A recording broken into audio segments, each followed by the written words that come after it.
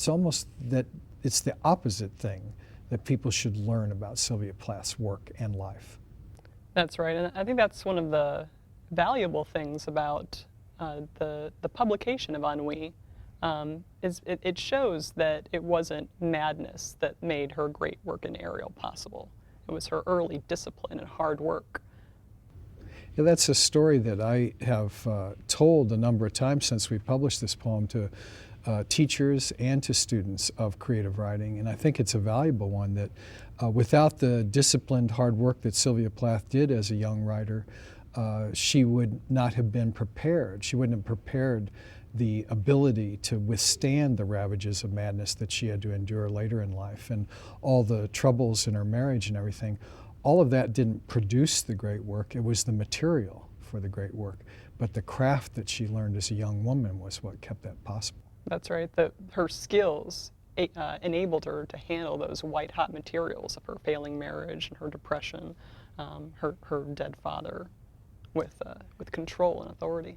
And Ennui itself actually reveals that early on in her life she was acquiring the kind of literary influences that she would need to sustain her in that life. Fitzgerald obviously being first among them, but there were other writers in that very elusive poem that showed the people that were beginning to give their influence to Sylvia Plath in her writing. Who were some of those other writers? Well, I think that Plath's Gypsy is an allusion to T.S. Eliot's The Wasteland, his clairvoyant. Also, she was alluding to Frank Stockton's short story, The Lady or the Tiger, in addition to Henry James's short story, The Beast in the Jungle. But I think the most interesting among these influences is Fitzgerald. And I think that Ennui has a unique status in the Plath canon in that I believe it's apparently the first work of hers that responds to Fitzgerald. And his influence continues even in her late work in Ariel. The reason I think that Ennui was Plath's creative reaction to Gatsby is because of those notes in her personal copy of The Great Gatsby. She refers to Jay Gatsby himself as a knight in shining armor. Right. And her notes in Gatsby go beyond mere classroom notes. These notes weren't what her teacher was telling her to write. These were her own creative metaphors. For example, in the vigil scene in which Daisy and her husband Tom are inside their mansion, this is right after Myrtle has been murdered, and Gatsby is kind of pining outside. She writes, night waits outside, dragon goes to bed with princess.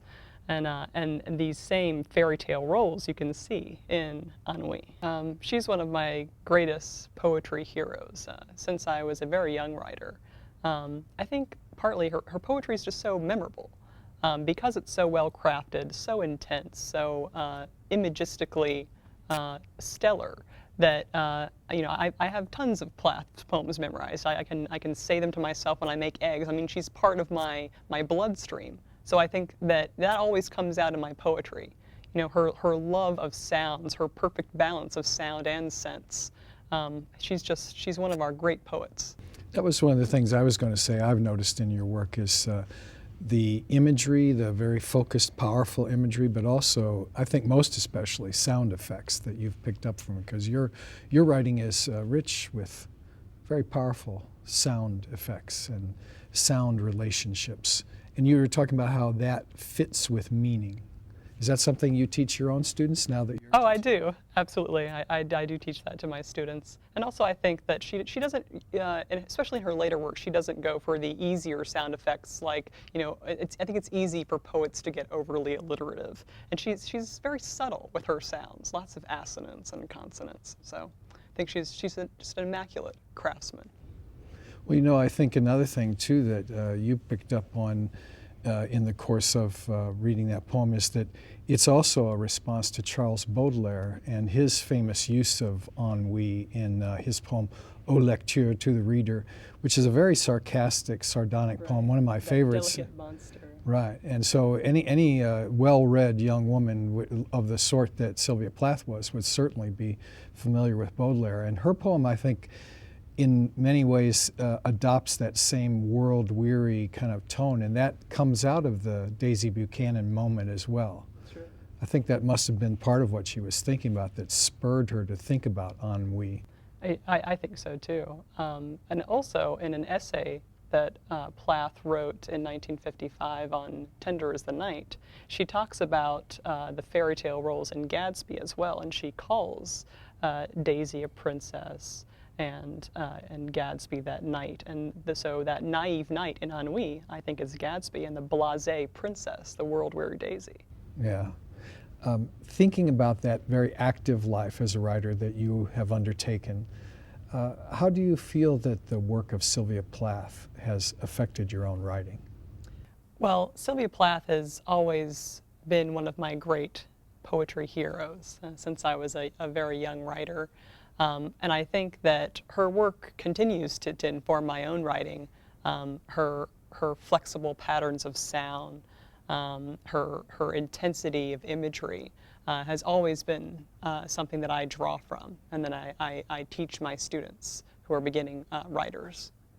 And you've won some prizes for your work here recently. You won the Wabash Prize of Sycamore Review, which was judged by the poet Tony Hoagland. And there was another award you got last year, Best American, Best New. Well, I got into Best New Poets, 2006. Best New Poets, 2006 anthology. Yeah. Anna, I know that you've worked not only as in your current role as contributing editor, but you've also been associate editor, and that means you manage the production of Blackbird. And we've talked a lot about the future of literary publishing does seem to have something to do with being online. Are there things about Blackbird that you've talked with other people in the course of this publication that they've found interesting or worthwhile about Blackbird, or what? And how do you see it functioning?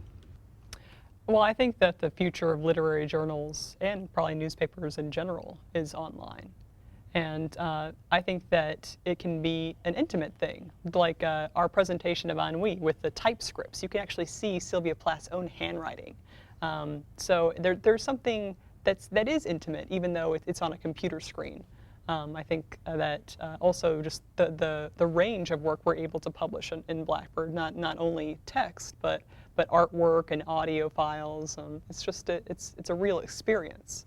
A lot of people who've come to Blackbird after having been drawn there by this news about the Sylvia Plath poem have read many other elements of it and seem to enjoy it. I know that one of the things we have is audio interviews with poets, but we also, and fiction writers, but we also have writers reading their own work. And I think that's something that really is, it's a marvelous thing to hear an author read their own work to you.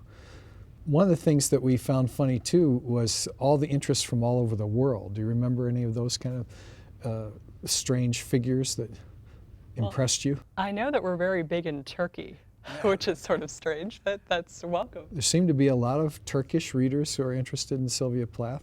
And I know that there were blogs associated with newspapers too, like The Guardian in the UK. That's right. And Le Monde in Paris, which actually erupted into quite a discussion about this poem. And one of the things they discussed was whether the poem should have been translated and published in French. Were there any things about that coverage that surprised you? I think just the range of coverage, everything from little student papers to the New York Times, the Washington Post, the International Herald Tribune, and places such as Glamour magazine even. So I heard that they took you're going to be in Glamour now. That's right, in the March issue, which is that is very surprising. I think it's wonderful that poetry can be such hot news and a graduate student's research. So it's very affirmative being a graduate student myself. So.